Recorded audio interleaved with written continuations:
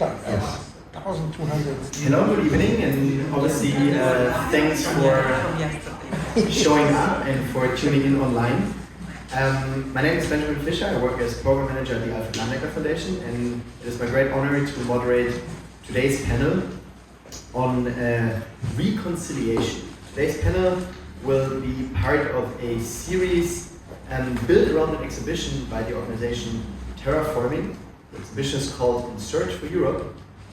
You can see it obviously at the promenade next to the Danube, but you can also follow it with various debates. Today is the second debate of in total 3, whereas last week we focused on the topic of confronting the past.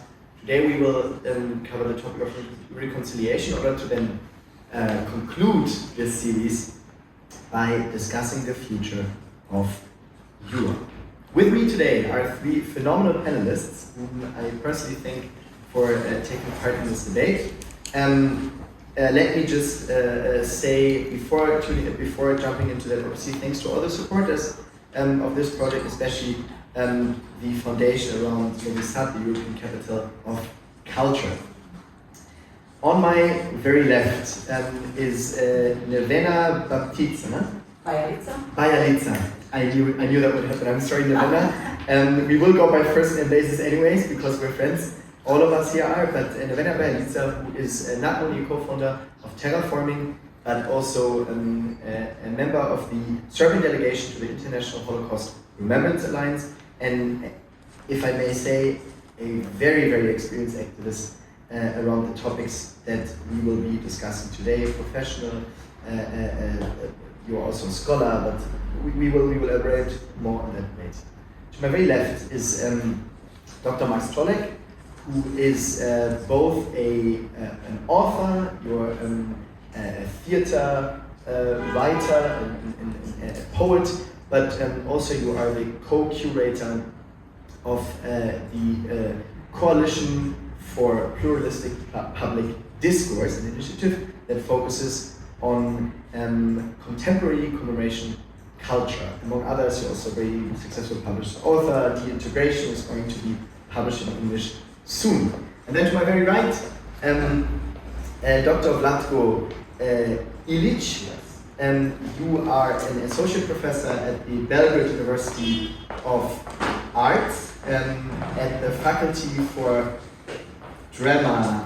Dramaturgy Arts. Now I have it. You're also a very successful theater writer. You're obviously an experienced artist in that sense, so you will bring various perspectives also to this panel.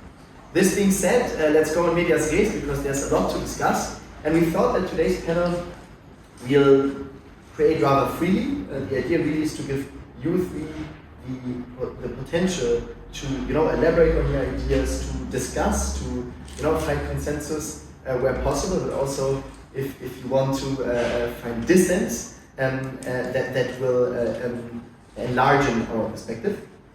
And the 3 questions that we'd like to ask is that first, we'd like to elaborate on the concept of reconciliation as such. What is it? How does it look like? How do we understand in light of the exhibition? And then secondly, speaking about the state of it. After having defined a reconciliation, how has it happened? How is European culture looking? How are contemporary perspectives on reconciliation looking like? In order to then basically build a transition to our last of the 3 panels, which will be looking forward. You will not hear from me much more because this is really about you. And if I may, Vlatko, maybe starting with you. Okay. The term reconciliation, going really meta on the theoretical level, how do you understand it, especially in light of the exhibition, but also in your work and in your activism? Thank you, and thank everyone for being here. We will have much time, so I'm going to just try to be, as you said, to somehow have this panel, to spend as much time as possible in a dialogue with other participants. And I think I'll try to be brief and somehow constructive in terms of discussion.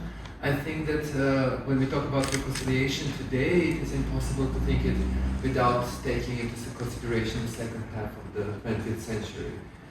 Because I think that today talking about reconciliation is somehow, you can't avoid the context, and I mean, of course, that context is important for this for the exhibition, which is somehow something that initiated or is something that came before all these panels, the one last week and the third and final one. So I think that it's very hard to think about reconciliation today without somehow putting it in some framework. And especially in terms of Europe, but not only. We know that similar mechanisms have been developed throughout the world in different countries in the second half of the 20th century. And if you ask me, it was a way to somehow move forward this idea of how to move forward by taking into account things that happened in the 20th, somehow some theorists say, in a long 20th century. So I think it has to be somehow approached contextually. Especially today, and yeah, maybe that for start. I mean, I also have some other ideas, but let's hear others. Great, thank you. Let's further the perspective. Nevena, what's in the We were last week talking about dealing with past, and I should start with because we were talking afterwards that it was nice to start with to do some personal stories. I'll start with my personal stories. When I arrived in Amsterdam in 1991. The war just started in former Yugoslavia, and slowly by slowly I discovered more of Dutch culture, and I ended up to work in Dutch Institute for War Documentation, who was started by Lou de Jong, one of the people we choose, who was survivor, only one from his whole family, and in the not middle but really early in the war, he discovered that it's really important to collect material and to see what's happening. We need to deal it for later, because this war will end up eventually, but we need to think about what happened to us.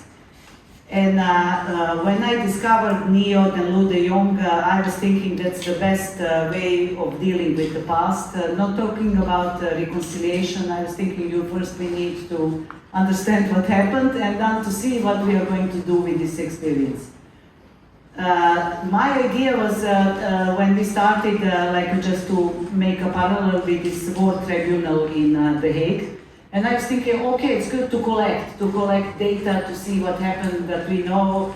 And then one day we will have some Lou de Jong who will sit in the front of Dutch television for many years on Thursday evenings at 9 o'clock and reading from his one of 12 books that he wrote about the role of every single person who was involved. And I was thinking, yeah, we need that for Yugoslavia, we really need and then slowly by slowly, after many years, and I think that this war tribunal didn't do proper thing in this reconciliation process. We didn't reconcile, we didn't close even a little bit closer after so many papers and documents and everything. And then we had in South Africa in the 90s with this commission.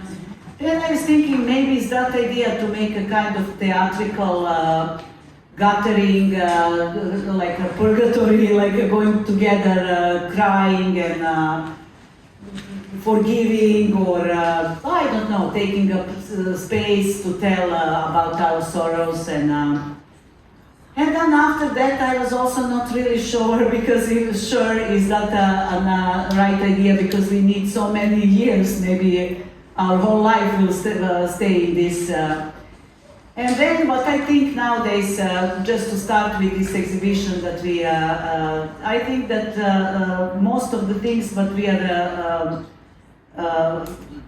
having at the moment, and with this ongoing troubled history of Europe and world, sexually repeating all the time, we should try to build up on the people who did it for us, and that's the reason we choose few of the persons. Like I choose this Lou de Jong, but Simone Weil, who was also a survivor, and Melina Mercouri, who saw this Europe as one common playground. Willy Brandt, who did his big step towards reconciliation, and maybe to think all of us, like in this debate, we are doing what is the best way to deal with past and to reconcile. To start with this, maybe art, maybe other tools. Let's put on that, Max. I understand you currently work a lot on the topic of reconciliation, particularly. What is your perspective? Right. I mean, it speaks to Benny's genius as a curator that he invited me without really knowing that I'm just preparing an essay called The Reconciliation Theatre, or the Theatre of Reconciliation, Versöhnungstheater. And so thank you very much for inviting me and thanks for being here. So, in a way I was expecting that reconciliation is used rather as a positive term, right? And it makes sense. I mean, it's a term, it probably comes from a more Christian perspective that you say people got to reconcile. The aim of our memory work is reconciliation. And in a way, I can think of a term of reconciliation that does make sense, like an honest, true, working through the past that is kind of aware of the dangers and trying to rearrange it. But especially if we talk about a figure like Willy Brandt, and I'm not trying to kind of question his intentions, but rather asking of the effects of what started with Willy Brandt, which is, I would call it the second phase of memory culture in Germany, which is a focus on memory that is very intense and that has developed memorials, memory days, very like great speeches. Richard von Weizsäcker would be the second one after Willy Brandt, and his Kniefall, bowing down on the knees in Warsaw at the memorial. So you have a lot of symbolic actions that happen. And what I noticed after reading a few books and working on this topic for a few years now, is that I started to wonder what effects this memory culture, the second wave of memory culture, had on the factual level of justice. Was there actually an intensification of lawsuits, of persecutions against Nazi murderers? Because in the 60s and 70s, they were still very much alive, and they were living very good lives in West Germany I'm talking about now. So if you look into it, you see that this intensification did not happen. On the level of lawsuits and law persecution, it looks like nothing changed. During Adenauer, there was no persecution, almost none. And with Willy Brandt, there also was almost none. So you see how the symbolic level is being turned up, while the material or the real element of people taking responsibility and being put into prison because they murdered people is kind of just left out. It doesn't happen. So I was wondering whether we are not witnessing a situation where a theater of reconciliation is put on stage that is only happening on the symbolic level, while omitting the actual responsibility a society would have to take. So this is my take on reconciliation. I would say we can see how the term reconciliation is being used as almost identical to memory culture. So like one last example, which is very recent, for the 75th year of the liberation of Auschwitz in 2020, Steinmeier, who's the Bundespresident, went to Yad Vashem, which is the central memorial place in Israel. Everybody was there to remember the past, and he stepped up on stage and held a speech where he said, "Thank you for this amazing spirit of reconciliation." So you see how remembering and reconciling for Steinmeier, and within for the whole of a German public, for the majority, is being identified. Memory and reconciliation is the same. And I would say that is way too easy. There's a lot of stuff that hasn't taken place for reconciliation really to be considered. Yeah, if I may. So I think I agree that there should not be taken as synonymous. But I think that actually this idea, this notion of reconciliation, and I mean notion, but also the practice that came out of it, came as an alternative option instead of actual justice that was supposed to be carried out during the second half of the 20th century, when we talk about Europe, but also Nevena now mentioned things that were happening here. So, and I mean, I'm saying this because I think that the intention is very different. I think this attention, and it's interesting that you mentioned the possible religious, how to say that, not context but background or like legacy, when we just think about the term, because it's really, it's almost like a healing process that implies the community as one, that is somehow supposed to heal itself from within, right? And that's a very different, I would say that it's a very different notion than the notion of justice, because it assumes that there are no antagonistic sides, you know. There's something that happened, the idea of like a community almost as a one body, one organism, is somehow needs to be purified from some elements that they're not okay. Now I'm making this very simple also because I was kind of late and I just ran from the car and stuff, so I still need to warm up my English. So I think that if you ask me now, listening to both to Nevena and you, I think that we actually need to be very critical towards this idea of reconciliation, especially taking into account the practice of it, and especially by taking into account what if that process was taking place or is still taking place. I'm not sure if the outcomes are the ones that we would want. And I'm also now thinking about very concrete things that we can talk about later or at one moment, doesn't matter. I was really, and I still am, very actually terrified by how Europe, and I mean Western European countries, but also these countries were and are treating migrants, you know. And when you think about it, when you think about wall being built between Hungary and Serbia, for instance, I mean, you just realize that Second World War happened like 50 or 60 years ago. So if that is the outcome of reconciliation processes, I'm not sure that actually is the outcome that a lot of people, or at least me, were hoping for. But thanks for bringing it up, and actually very good also that we took the spot. So you know, let's continue this. We still are warming up, but I heard many great thoughts. I hope that we will get to further develop during this debate. Let me maybe take a bit of a summary in order to then see how we conclude this first block of the discussion. So first of all, we established the notion that when speaking about reconciliation in our context, we have to speak about the last century.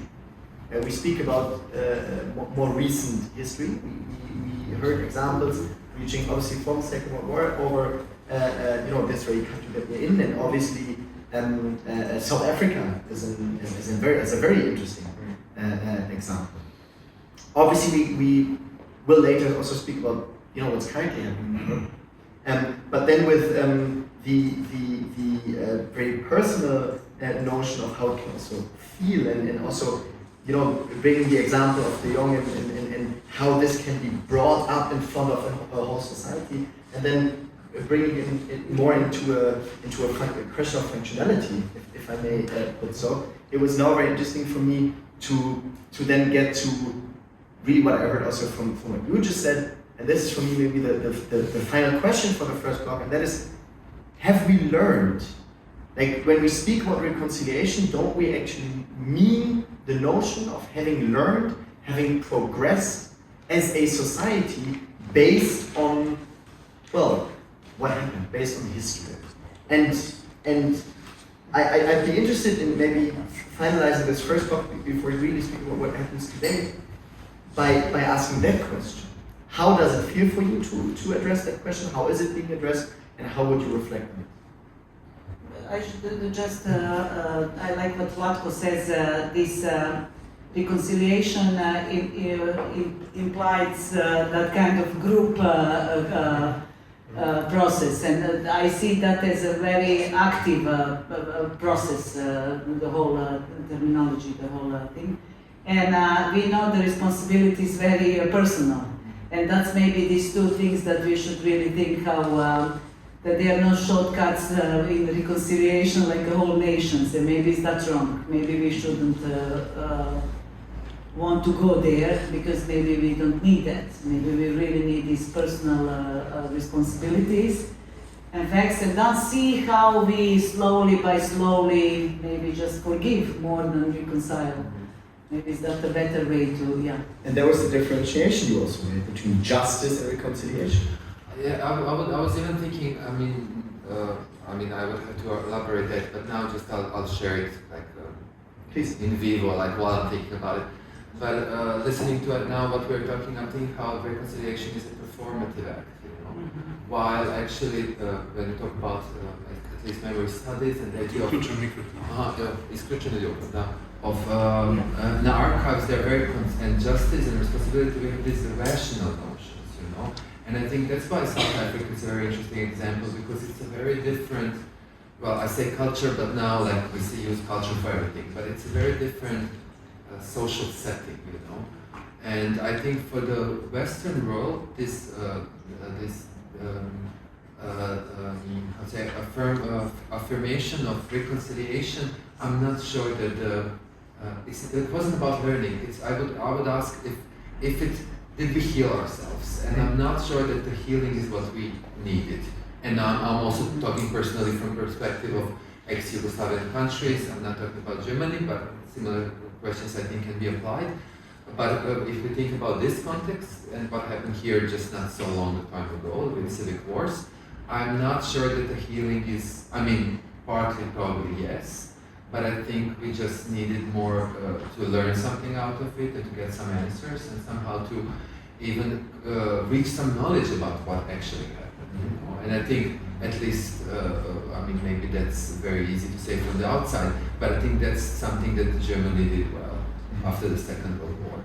So learning was Max, please. okay. Joe, I like the way where this is going. Like I really enjoy this discussion already, which is more than usually happens when I'm on a German stage. Anyway, so the thing, here comes the thing. German society has convinced itself of having been very good in learning from the past. The problem is that the exact thing happens right now, which you are talking about, which I think has happened around the turn of the century, around 2005-06. This is when it really became apparent that we have entered a third stage of memory culture, which has become a moment where the infrastructure of memory, of the memorials and memory days, and all the self-image that is being conveyed in this structure of remembering, of being the world champion of memory, Weltmeister der Erinnerung, and being praised for it by all the world, for Germany being a model country to live up to its own past and violence and all that, has become a basis to reinvent a notion of national arrogance, a notion of national identity, a notion of being proud to be German again, all that stuff. So if you're good in remembering, you're becoming bad again. That's the very easy dialectical Hegelian catch-22. It's a Hegelian catch-22. If you're good in remembering, you're becoming bad again. And this is when I think your point of saying, like, maybe we got to think about alternative concepts, which could be the irreconcilable element of the past. That the past has happened, and there's the only thing you can learn from the past is that it shouldn't repeat itself. So how to rearrange the present for the past not to repeat itself. So it'd be the critique of discrimination, it'd be a critique of nationalism, it'd be all that stuff that made the past possible. And we're very far from this in Germany, because the notion of normalization and the notion of reinventing the past, of building city castles, of, you know, being somebody, like we have this with the so-called Zeitenwende, just with this wall now. It looks like it fell from the sky. It looks like it was an acute crisis, and the German chancellor responded to it by saying there's a Zeitenwende, there's a turn of the tides. But really, if you look at it, this has been prepared for years and years. This wouldn't have been possible like this 10 years ago. So we see how memory culture makes stuff possible in a way that scares me, and it feels like there's room taken away for a lot of people that may not so easily return back to the normal. Maybe for the people who have suffered the loss, people from, let's take my family, the family that isn't there anymore. Maybe this is nothing we'll be able to return to normal, because they are gone. They won't come back. So there got to be a space for this, and within the framework of reconciliation, there's no space for this. And that, Vlatko, is why I mean, I mentioned before you spoke also, but like I like how you juxtaposed learning and healing. Healing, and I mentioned that I think we didn't think about enough when also preparing this panel, and maybe this is also then a good example from it, that's the Spanish example, right? Like how a society collectively decided not to heal, basically, right? Like and the kind of tensions that it still brings up. Nevena, I want to give you the opportunity to maybe, slowly we conclude the first block. So what is your take on our notion of how we try to position ourselves towards what reconciliation means and how we understand it? Yeah, I was just again a little big digression, and then I'll try to conclude. Please. Thinking about the Netherlands, because we have this new established maybe 10 years ago festival, that's that performative reconciliation, Kotiketi, for abolishing of slavery. And we ended up with making a festival, always in Of course. yeah, but that is this kind of ritual. And then sometimes the president or prime minister is saying sorry, and now the president of the Dutch bank says we are really sorry because we earned so much money on your ancestors. And we really ended up in that kind of festival. And then we have a symbol like people are getting out of their... Exactly that. Maybe, thinking and talking about Barcelona also, that they have still demonstrations every few months, and that's never-ending story. I don't know. I think we need to be really honest, and what Max says, really to learn something from that experience. That we are not losing our dear people and countries and everything for nothing. Let's learn something. Maybe we don't need that ritual in feeling better, but at least feeling stronger to recognize when we need to react. That's. Sorry, I'll really try to be brief. So I also think that we should, if we talk about, especially Europe, not just Europe, but Europe in the second half of the 20th century, 20th century in general, or even if we go back before, we also have to take into consideration the circumstances, let's just not talk about context, but circumstances in which the reconciliation was taking part. We also have, like, I just recently talked to this, she's an artist actually. I just thought this young woman, because she's my age, so youngish, and she told me how her friend works as a third party, this is short, just getting off topic, but her friend works as a third party, as an NGO in Serbia, as a third party between a German and French NGOs, which works on the French-German relations from the First World War. So I mean, the entire 20th century is about Europe getting together. Yeah. And I'm trying to say it's also about Europe getting together, but also about Europe becoming an economical force. So sometimes, if I want to be critical towards this, not just the idea, but also the practice of reconciliation in the Western world, we can't think about it without the context of capitalism. And it's almost like get together, heal as fast as you can, so we can all be as productive as possible, you know. So I think that's something that we can't completely take off the table, being like, okay, it's happening in some contextual vacuum, because it's not.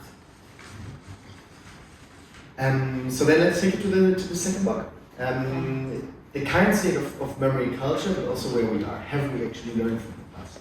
On the one hand, we can say, 70 years of peace, at least in big parts of, you brought the German-French example. The fact that these two countries have not been in war, that is huge.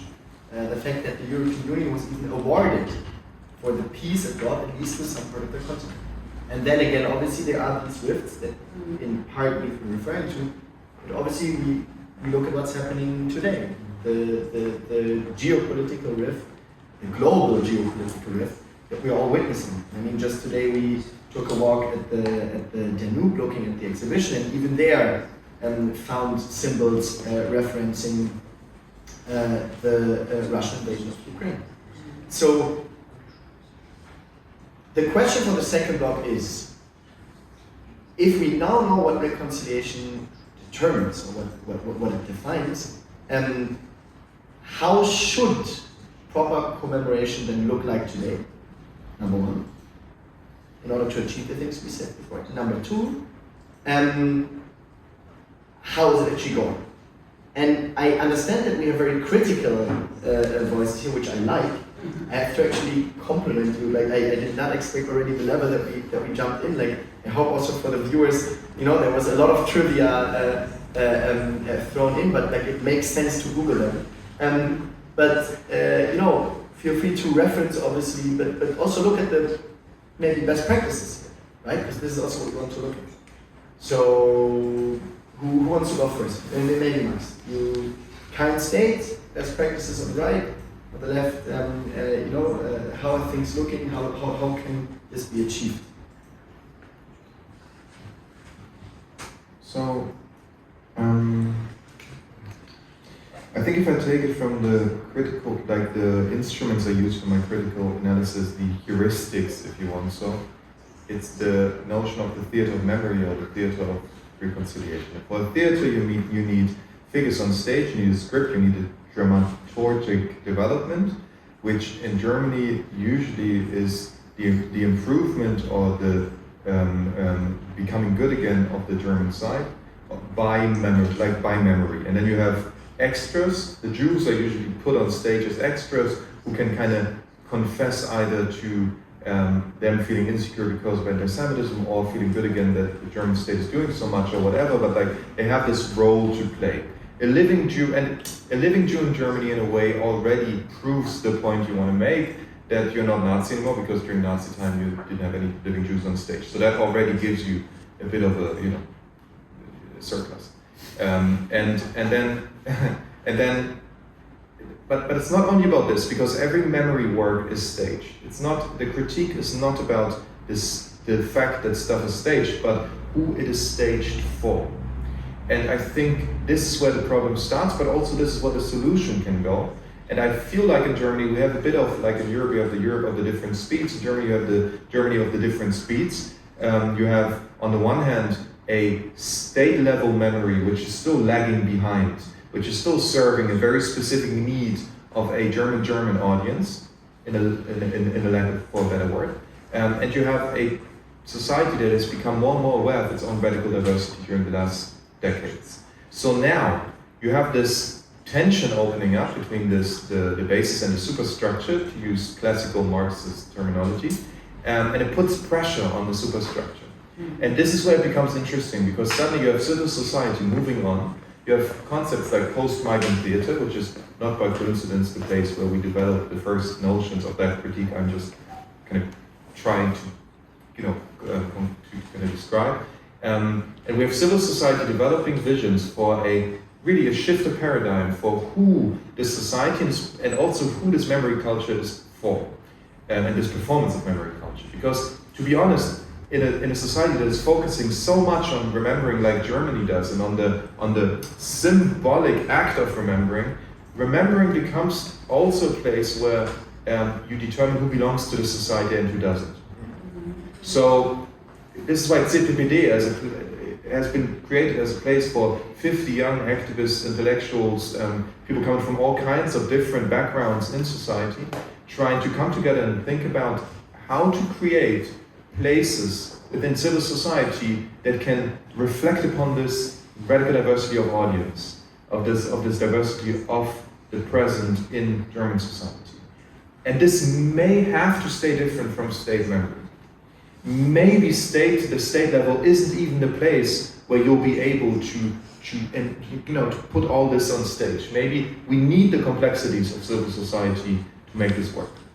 So diversification as a means for proper reconciliation? Is that what I get out of it? Diversification of like taking the memory culture serious as a place where the real makeup of society is being represented, but also taking this, like accepting the complexities of the different places within society, the different layers of that, of civil society, of the state level, of culture, and using all of them at once, and not only always looking to the state level and saying, but you haven't done X, Y, Z. When the state starts to do it, it's going to be messed up anyway. So let's kind of look at the complexities, because we need this interplay.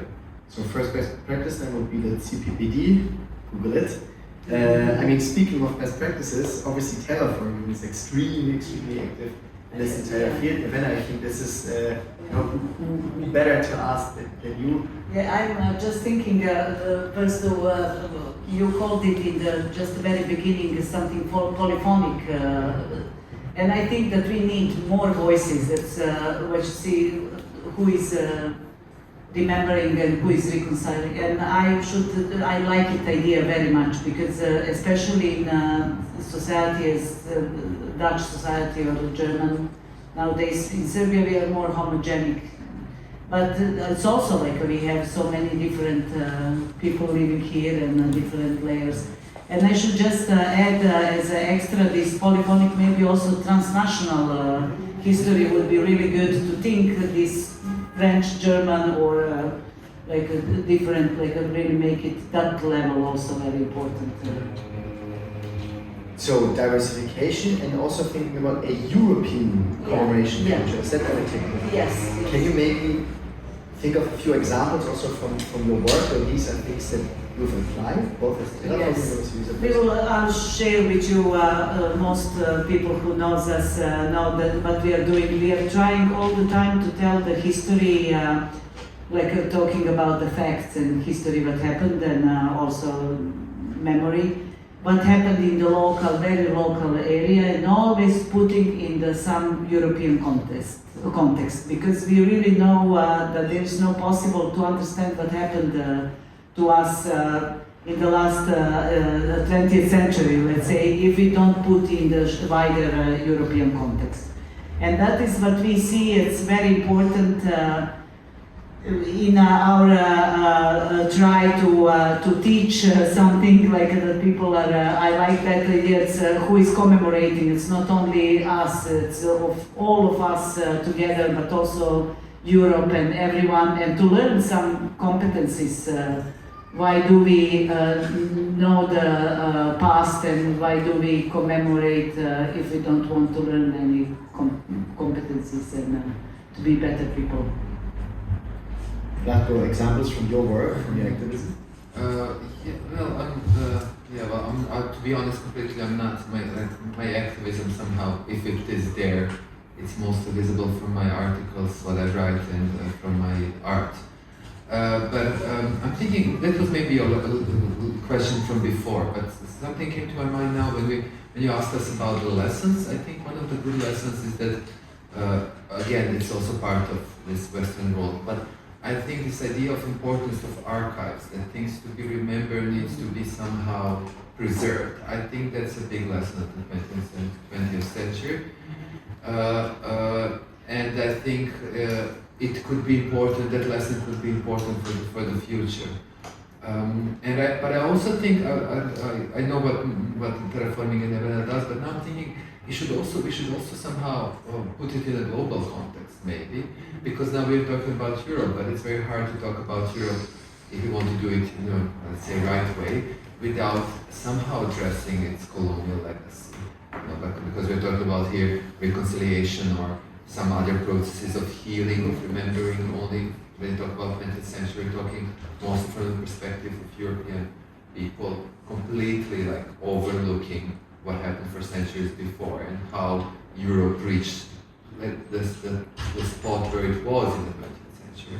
So I think it will be also interesting to think about this, and I love this, how to say, how these things can be not equal, not leveled down, but somehow taught in this on two tracks, very local, in the sense of that it happened to some people that are still living here or someplace else, or their families are there. I mean, just on the last panel, there were actually people in the audience who talked about their family members who were lost here.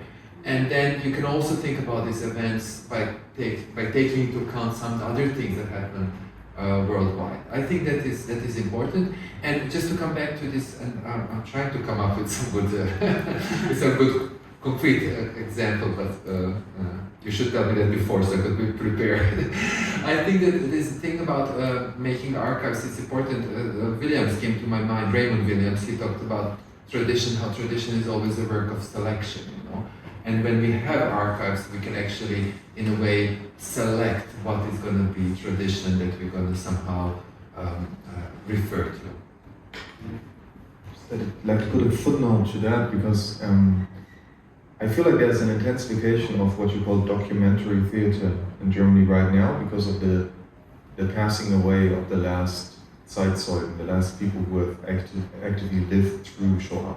So what you try to do is you put the archive on stage, their testimonies on stage, and I just find myself wondering, not only on a theoretical level for theatre, that is what theatre actually does, to put like an archive on stage. I feel like there's a transformation happening when you put stuff on stage, which makes the archive into something else. But that'd be one question. I'm also wondering whether we aren't kind of falling into a positivistic trap here, because we keep on telling the stuff that happened. So if we're telling a testimony, we're telling a story of someone who survived. If we're telling the story of the Auschwitz-Prozesse, we're telling the story of one of the very few processes that took place. But by telling the story, we keep on pushing impression to the part of the stuff that did happen and not the stuff that did not happen. People did not survive in the majority. Persecution on law persecution did not take place. So should we at the same time also develop a language for stuff that has not happened, for archives that we do not have? You know what I mean? Yeah, but that's a big topic, and there is a big. I mean, we know about now. I'm trying not. We should not make this into class. But Adorno wrote a lot about it. You know, there's always this issue of is the representation through language or any other means, and aesthetic means, actually doing the right thing or not? No, just to make it as simple as possible. But I think that now actually, I mean, it's a very different example, but something that came to my mind, and also again. Talking about this polyphonic or some other models. For instance, there was this very interesting, it's not available online anymore, I'm really sad about it, but there was this very interesting project, it's a very artistic project, but in a way it has to do something with the memory studies, from this Slovenian group, collective, Irvin. It was called East Art Map, and they actually made like a online base, that database of artists and artistic collectives from Eastern Europe, and they somehow promoted the model of map instead of history to somehow not just critique, but just to offer something else that would somehow, just an alternative option to this dominant discourse of Western history of art, you know. So I think, it's as I said, this example comes from from a different field. But I think it's very concrete in the sense of that you can actually come up with different models, and you could actually, and hoping that these different models would somehow generate different knowledge, and I mean not just knowledge, but even the emotional, affective relationships towards something that is our presence. And try to somehow wrap it up, because we become harder and harder. No, that's a good thing, right?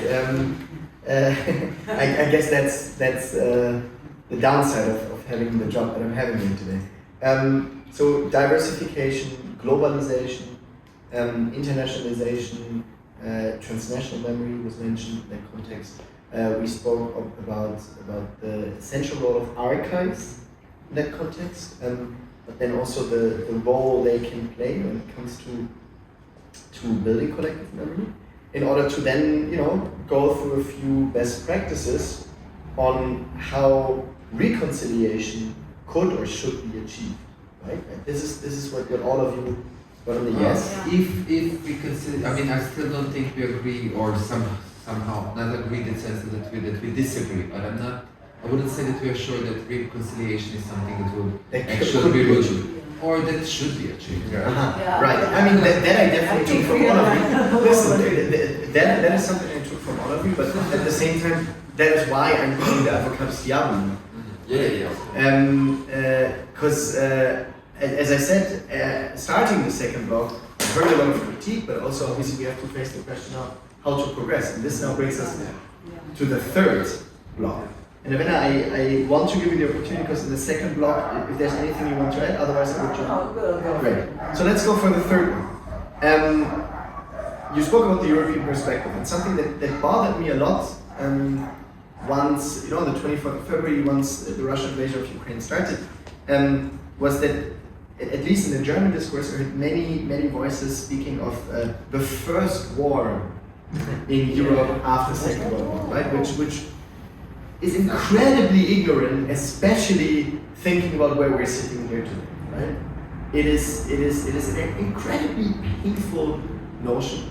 At the same time, what it did convey is the fact that things are changing, and whether we agree on what reconciliation should look like or what should be done, whether we're not, I think it would be great to spend the last 15 minutes trying to answer the question of where to go from here, because things will fundamentally change. We know that. Potentially they will get worse. And I'm sorry to say that, but there are new things to commemorate already.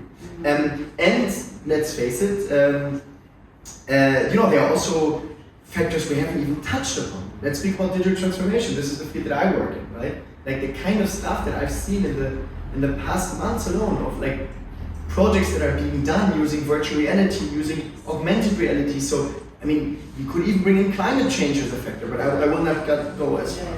So let's start an outlook. If we discuss reconciliation, if we speak about quo vadis, about the status quo, where are we going from here? And you're open up. I'll just make a short remark because I wanted to say that after your last the second introduction, and I think maybe we can start from there. I was thinking when you said there hasn't been war for a long time in at least Europe. I was thinking that's a very very low expectation to have. Okay, good, there wasn't war. I think that we should, as a society or as a European culture or as a global culture, whatever we decide, but we should actually aim higher than just not to have war. The lessons that we're supposed to be somehow learned, and if we're now talking about where to progress, I think that not having a war is a very low standard, very low achievement. And even there we're not getting it. Even there we're failing at this point. So where do we go from here?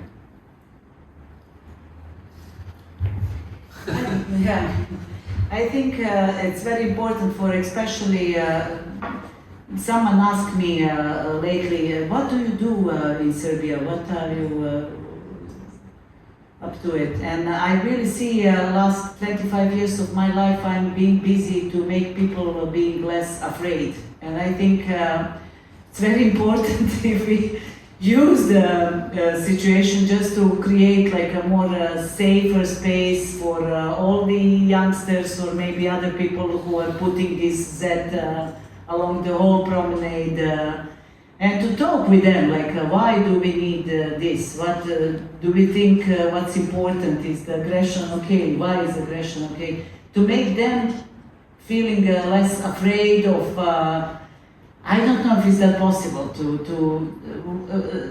play on this very moment that we are having now, to talk about that, to say why do we do this? Why, Let me even nudge you a bit further. Okay, all of you. The exhibition is called In Search for Europe. Yeah. So what does that mean? In Search for Europe. How is Europe the answer to that? Is it the answer? Europe is mostly here, and that's really well known, something positive.